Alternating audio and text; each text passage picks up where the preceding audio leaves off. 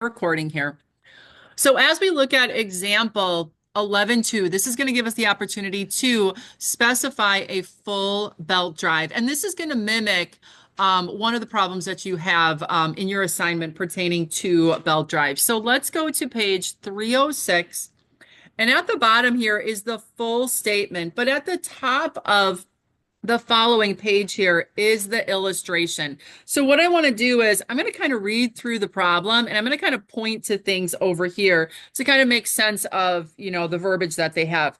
So first of all, it says a belt drive is required. So the belt drive is going to be 2 sprockets and a belt, okay, to reduce the speed from an electric motor, which is on the bottom here, to a grinding wheel as shown. Okay, so the grinding wheel is on top and the motor is on the bottom. So that means that our input or our driver is at the bottom here, the motor, and our output is the grinding wheel at the top.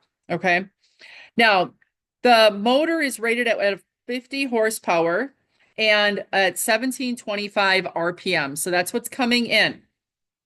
And the grinding wheel speed needs to be at approximately 600 RPM. Okay. Determine an appropriate belt size. Okay, so that's going to be our 3V, 5V, or 8V. And find suitable sheave diameters of stock pulleys listed in the table once we pick our belt size. Okay. Also select a suitable belt length and calculate the corresponding center distance. Okay. So as we look here, the driver is going to be our W1. We know coming off of the motor, this is 1725 RPMs, okay? And we know that we want our W2 to be approximately 600 RPMs, okay? Now, to achieve that, we have to pick 2 sheaves that are going to be standard for whatever belt size that we determine. Now, in this case, you're going to notice that they're not giving us an approximate center distance. So we're going to be picking one and we'll see how the book does that. We'll kind of follow their procedure for that. And then we're going to be then determining an appropriate length of a belt and then recalculating that center distance so we can get the exact center distance for our design. Okay. So first of all, let's kind of list the items that we know. Okay. And it's not much. It's not much. So we know that I'm gonna say given, all right, we know that W1 is equal to 1725 RPMs. Okay. And the power, capital P is most often the variable used for power in many applications. They don't identify it or use it here, but we know that this is 50 horsepower for this application. Okay.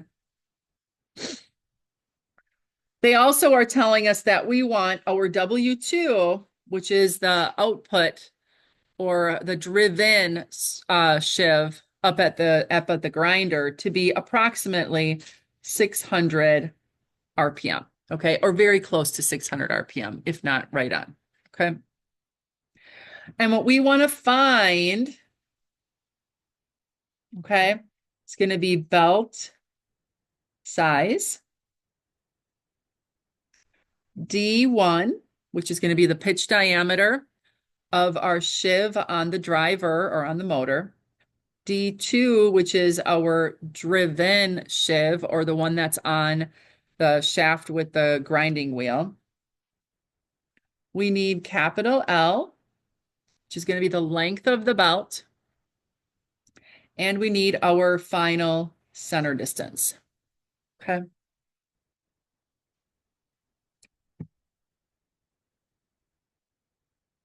All right. So this is a very practical application where we just kind of know, okay, we know what's coming in, we know what's going out.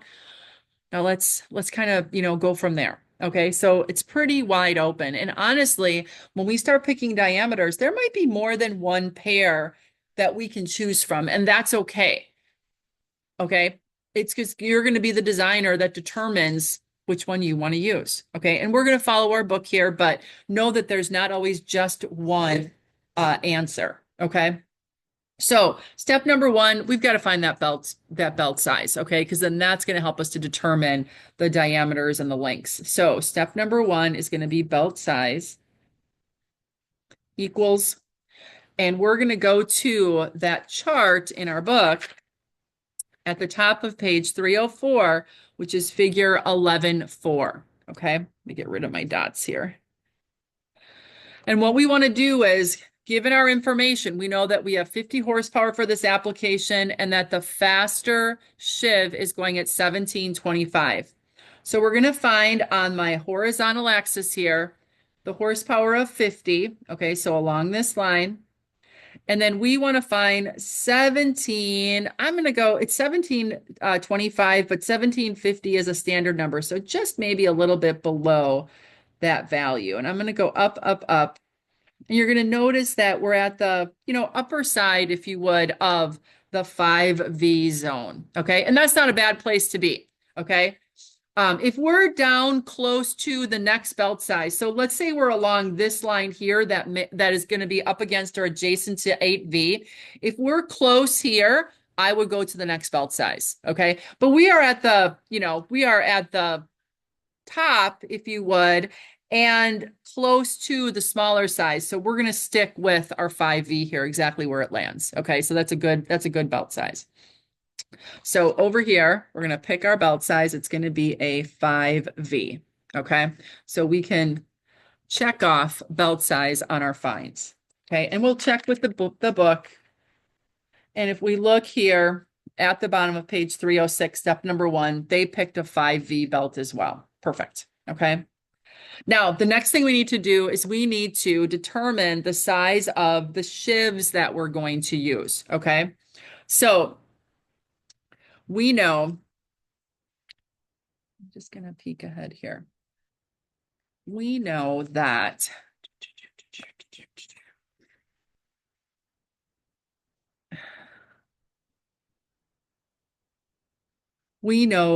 we can find our velocity ratio using the rotational speed, and then we can set that equal to our D2 over D1. So I'm going to first start by finding my velocity ratio. Sorry, need a little bit of extra room here.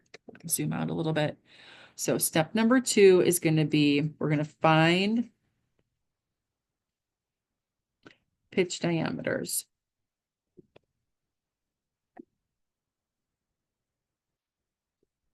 D1 and D2.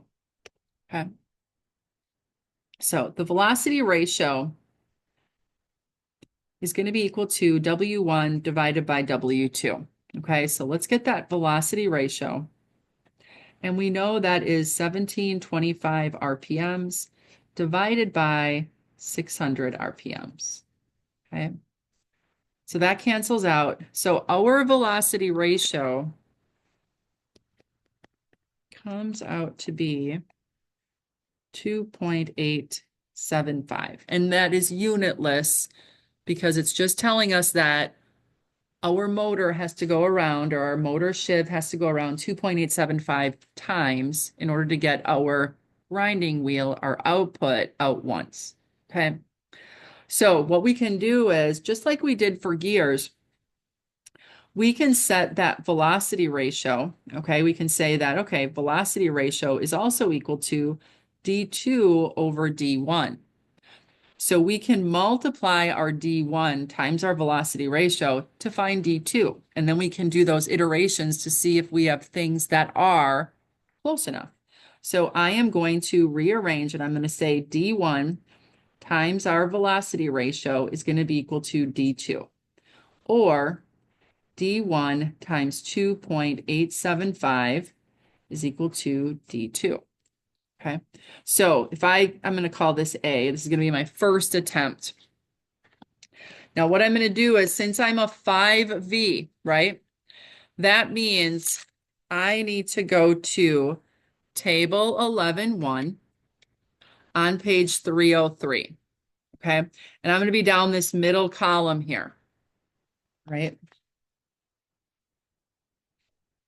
And what I want to do, and I'm going to and you can start wherever you want, but you normally don't want to start on the small side, and you don't want to start too close to the end. Okay. So in the book where they started, I believe, was at the 16.1, but we want to pick something on the list. Let me just verify that because I do want to kind of follow what they did. Oh no, they were at 9.6. Okay. So what we're going to do is we're just going to pick, I don't know. Let's say 6.3 for our D1. Okay. 6.3. So we're going to say, all right, 6.3 times 2.875 is going to be equal to D2, where this is our D1. Okay. So we're picking a standard size as D1, multiplying it by the velocity ratio, and see what D2 comes out to be. So if I take 6.3 times 2.875, we're going to get 18.1. Okay. So D2 would be equal to 18.1. Okay. And it's going to be inches. These are in inches. Okay. So if we look at our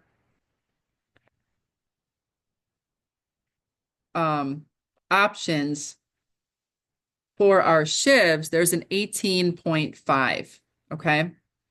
So we would have to look, if we did 18.5 and 6.3, our velocity ratio would be 18 point, I'm sorry. I'm going to put 18.5 closest. Okay. So velocity ratio is going to be equal to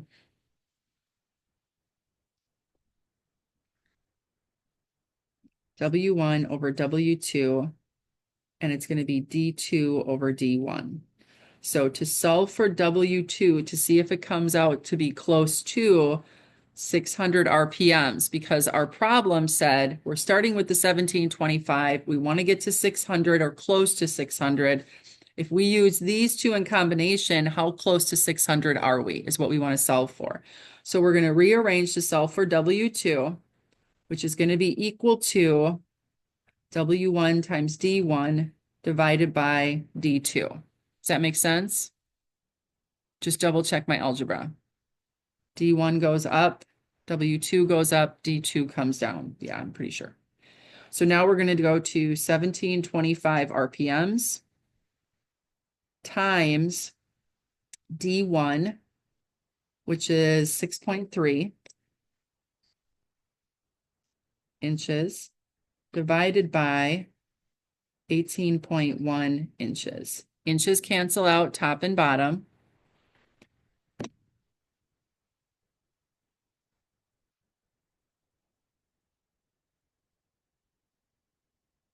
Oh.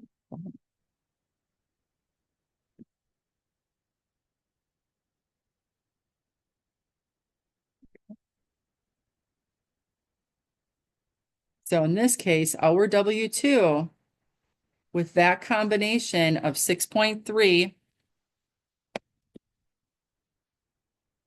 oh, shoots. I'm sorry, 18.5 goes on the bottom. I did 18.1. I'm sorry. Thought, wow, you're close, Kelly. I'm sorry, 18.5 on the bottom because 18.5 is closest from our calculated 18.1. 18.5 is located and it's an actual shiv on our, oopsie. It's a shiv on our list. So let me recalculate that.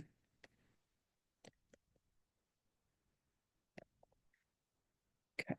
So we're at 587.4.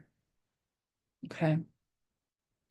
Now, this would be where you as the designer, when it says as close to 600 as possible, you would make the determination, is that close enough?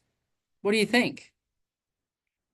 And It does depend. It does depend. So that's exactly it. You would then say, is that close enough based on what maybe your customer is looking for or what your final application is that you're going to use it for? Okay.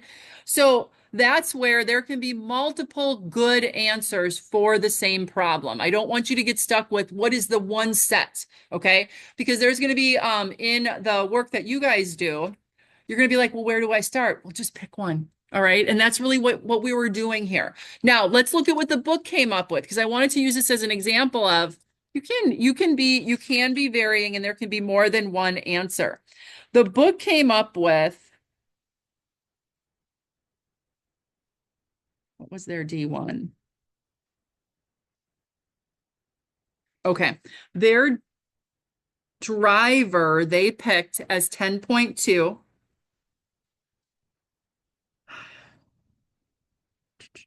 Is that right? Their driver Shiv is 10.2. How come and they're driven, they came up with 29.3. Okay. So they used very similar process that we did. And that's what they came up with. So if we look back at our chart and we go down the list to 10.2, this is where they started with their D1. Okay. And then by going through that very same process, they came up with, was it 27.9 or 29.3? 29.3. They came up with 29.3. But then because 29.3 is not on this chart, you've got to back up a little bit, right? So they landed, I think then they went through. The closest gear is 27.9. So they went and they used that 27.9. And then they found, where's their D1? Is 10.2. What? Oh, that's kind of lame. So we did better. No. So, and again, this becomes a decision by the designer. So what they did was they said, all right, well, on that chart, when they calculated theirs out, they ended up calculating a 29.3, but the largest Shiv is 27.9. Now, we're going to go with what they went with, all right? And we're going to recalculate just like they did. But this is something I just want to give you as a design tip, all right? It's never an awesome idea, and I'm not saying it's wrong what they did, but it's never a great idea to be at one extreme of a size or the other. So notice that they're picking the very last Shiv in this size category. You usually don't want to be on the furthest extent. Does that make sense to everybody? You want to be like a couple in on either side. That is a better design than being on the edges. It's kind of like if they're designing something and you're on like one end or the other, it's kind of like when I had this experience, or we had this experience, I should say, my husband and I, we bought the biggest deck for a lawnmower for a particular size because we have a big yard, and it's like, okay, we want to have the lawnmower deck larger so it doesn't take as long to mow the lawn, right? But because it had a larger deck, it was heavier, and the engine ended up not lasting as long as a smaller deck would have. So it wore out faster because we had more equipment on it. That's kind of like the same thing here. Whenever you're at the edge of one side or the other of a component, you run the risk of prematurely failing, the life of that particular component. Does that make sense?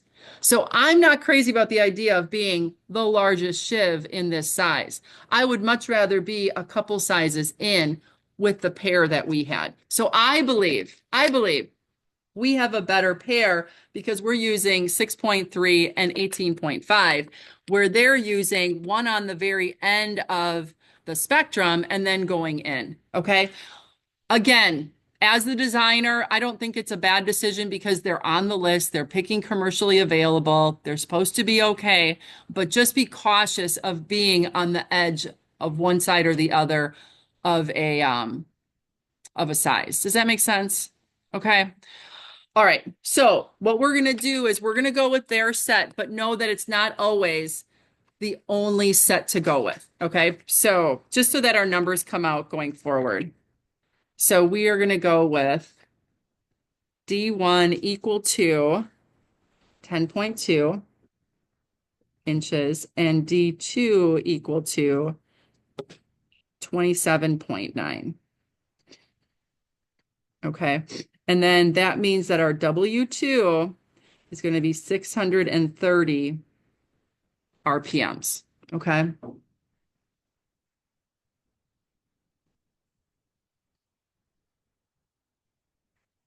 So this is number 2 continued. So this was what the book picked. And I just like going through that because so often on the answers for one of the, or a couple of the problems here, you're going to notice that I give answers vary because there is more than one combination that could work for the design. Okay. And this is one of those cases where there are more than one options. Okay. So now that we have our D's picked, we can say that we have D1 picked and we have D2 picked. Okay. Now we're going to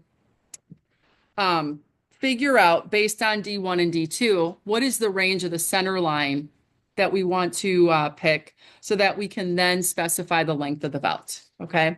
And the reason we need that first is because we need the center line for the length calculation. So step number 3 is we want to calculate our range. So D2 and then less than C less than 3 D1 plus D2. So we're going to use the numbers that the book picked for our D1 and our D2. So the lower limit of our center distance can be 27.9 inches because that's equal to D2. And our center distance has to then be between 3 times D1, 10.2 plus 27.9. Okay. So our upper limit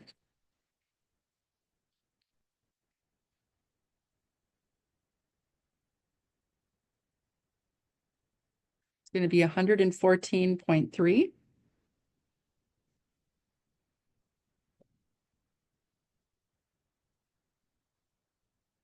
Okay.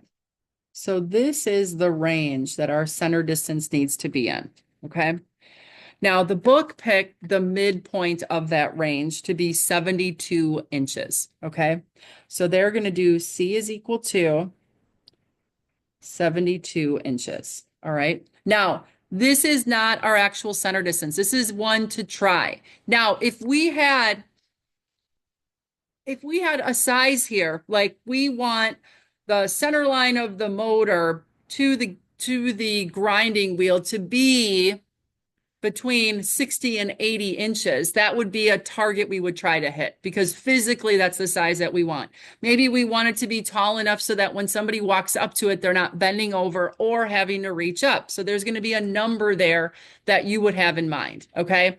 They are purely picking 72 because it's in the middle of this range. That's it. Okay. There's better reasons to pick a center distance. That's all I'm saying. Okay. And in actuality, you're going to know what those variables and better numbers would be. Okay. So we're going with 72 inches as our center distance. So now we're going to go back to page 304 where we have the overall length. Okay. And we're going to base the length on this estimated center distance. So once we get a length, then we can pick an actual length of a belt that is, made and manufactured commercially. So number 4, our length is going to be equal to 2 times C plus pi over 2 times D2 plus D1 plus D2 minus D1 squared divided by 4C. And I'm just going to double check I've got all the right signs here. Okay. All right. So now using our numbers, the center distance as 72, and then our D2 as 27.9 and our D1 as 10.2, we're going to calculate the overall computed length right now. Okay. So this is going to be 2 times. I'm going to leave out my inches just to condense the equation.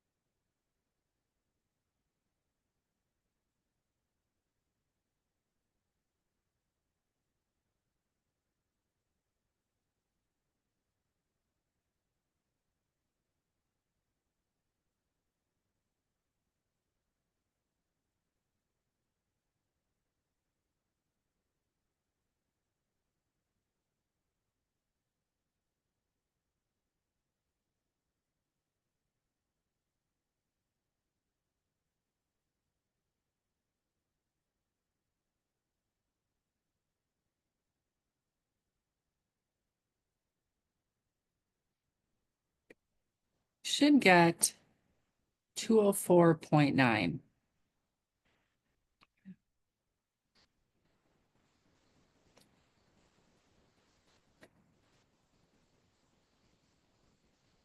Oh, I'm sorry, Alex. I didn't see, and it's been a while. You said, are we supposed to use a standard D1? Yes, we are. Always, always off of those charts. Hopefully that got answered for you as we were talking. Okay, so now I've got a computed length based on 72 inches that we picked out of being the midpoint of that range for that reason only. Okay. Now what we want to do is we want to go to the list of standard length belts. So because we are a 5V, okay, we need to look here for what my standard lengths are. So 204 is our number, and we have between 200 and 212. Okay, so we're going to want to pick one of those two, right? 204. Yep. So 200 or 212. And if we look at their example, they chose 212. Okay. Would one be better than the other? No. Honestly, you as a designer get to pick that number. So L actual is going to be 212 inches. So this would be, if we look at our problem,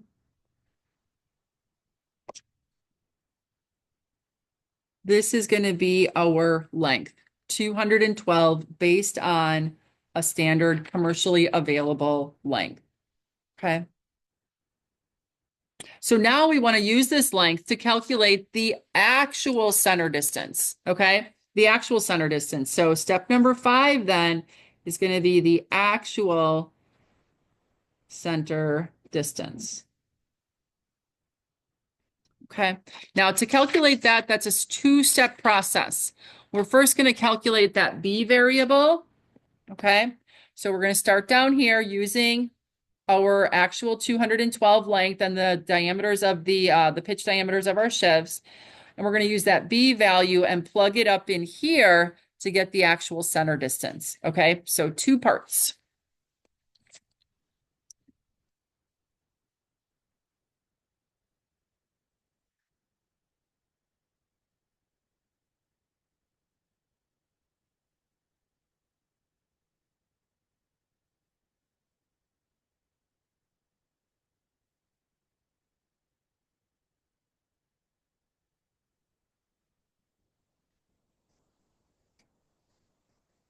This is probably the one exception where I don't mind if you leave out the units because it's just going to get too long.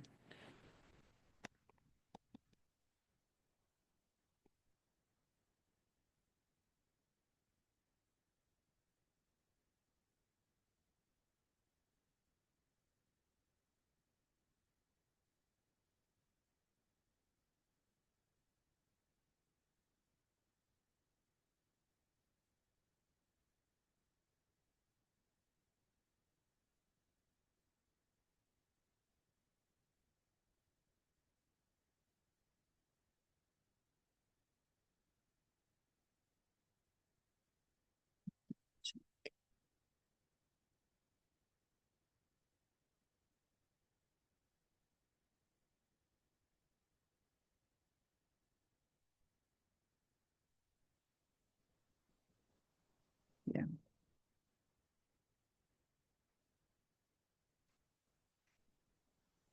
Should get 608.6 inches for B. And then once you have B, C is going to be equal to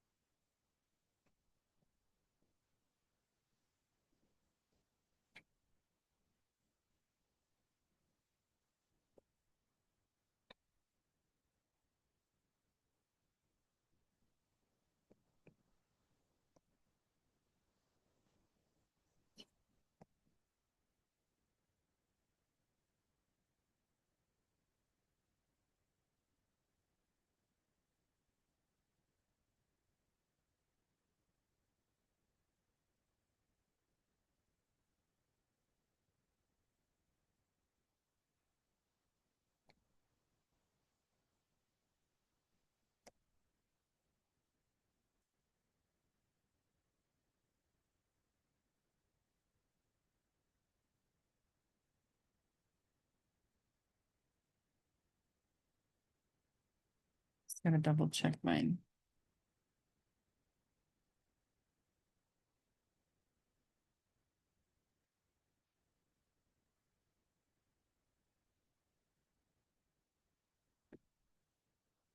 Yeah, I think I'm right.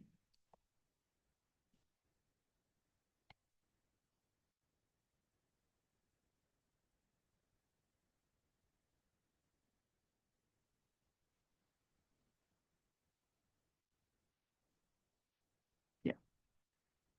So you should get a center distance. Oh, go ahead, Jesse. -32. Oh, did I? Oh, yeah. Minus. Thank you. Thank you. Thank you. What did you get for a final answer then? Yeah, it's gonna be. 5, 6. Okay. Anybody else get that same thing? I'm so sorry. Thank you. Thank you. Thank you. Yes. Watch your positives and your negatives. Watch your positives and your negatives. And I'll just double check mine one more time. I believe you, but it's good for me to make sure I can get it. And then that's a negative 608.6 squared plus square root.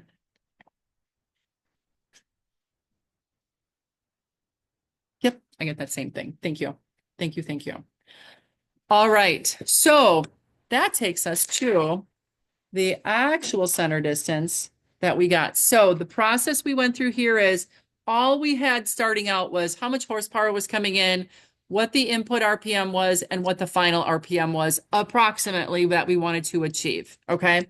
We started by finding the belt size. Then we picked the diameters of the shivs, even though I believe we had better pair. We had a better pair than what they originally had in the problem. We chose to go with the book's decision of D1 equal to 10.2 and D2 equal to 27.9. If you're comparing answers with classmates and saying, hey, what did you get? Don't, as long as your values come out and they're commercially available shivs, one is probably not better than the others because there's more than one combination that can work. Okay. So, and we kind of proved that here, which was actually a good example. Then Once we decided on the diameters of the shivs, we found the range of the center distance for which we needed to operate within. Okay. The 72 was picked as just a midpoint between the 27.9 and the 114.3 for this problem. You in the real world would have more variables and more information for your application, but that's how this one was picked.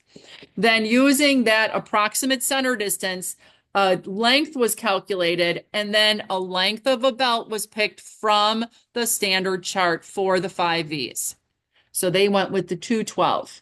Once we have the actual length, then we can find the actual center distance, first doing the B and then calculating our center distance, making sure that you have the correct signs as you're rewriting the equation. So any questions about that one? Because that one's going to be an example that you're going to want to refer back to for one of your problems. So if there aren't any questions on that, then let's look at the homework problems that you will be able to get started on that will pertain to belt drives. So I'm going to go back to our module 7. For the practice problems, we did the first two examples this evening, which were belt examples. We'll do the last one the next time we're together.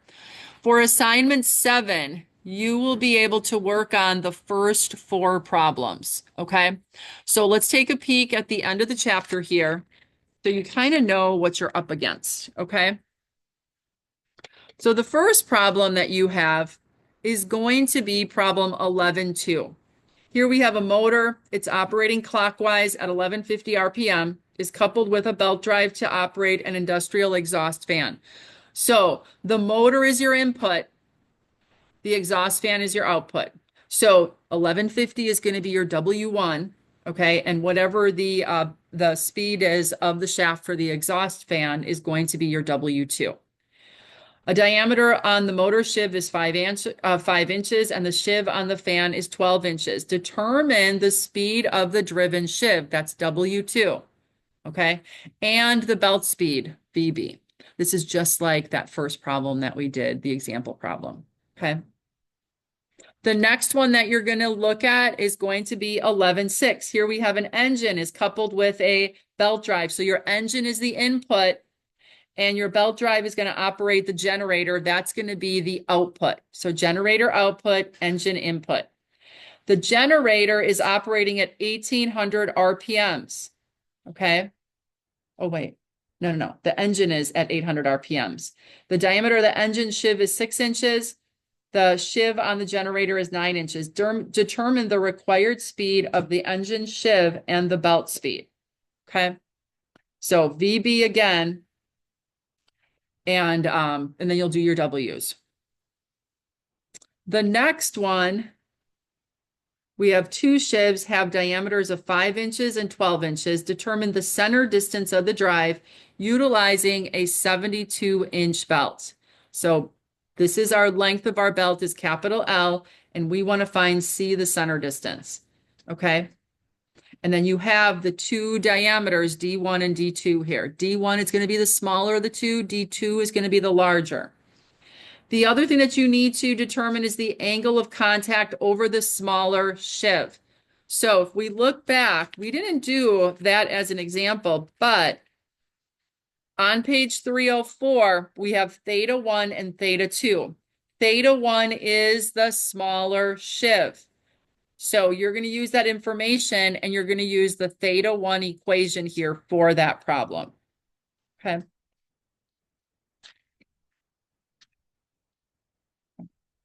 And then that's 3. The fourth problem you can do is at the bottom of page 313. Here we have a belt drive is desired to couple the motor with a mixer for processing corn syrup. 25 horsepower electric motor is rated at 950 RPMs, and the mixer must operate as close to 250 RPMs as possible. So our W1 is 950, our W2 is 250, about. Select an appropriate belt size, commercially available sheaves, and a belt that is for this application. Also calculate the actual belt speed and the center distance, okay? So what you're going to do here is just like the last problem, example 11.2 that we just worked on for 11.12. Okay. So 4 problems here out of the 8 that you would be ready to start looking at, now. The next time we get together, we will move on in the chapter and look at chain drives. Okay, we're going to see a lot of similarities between belts and chains. So what that means is that's all that I have for tonight. Okay, so I'm going to stop our recording here, and then I will let you guys work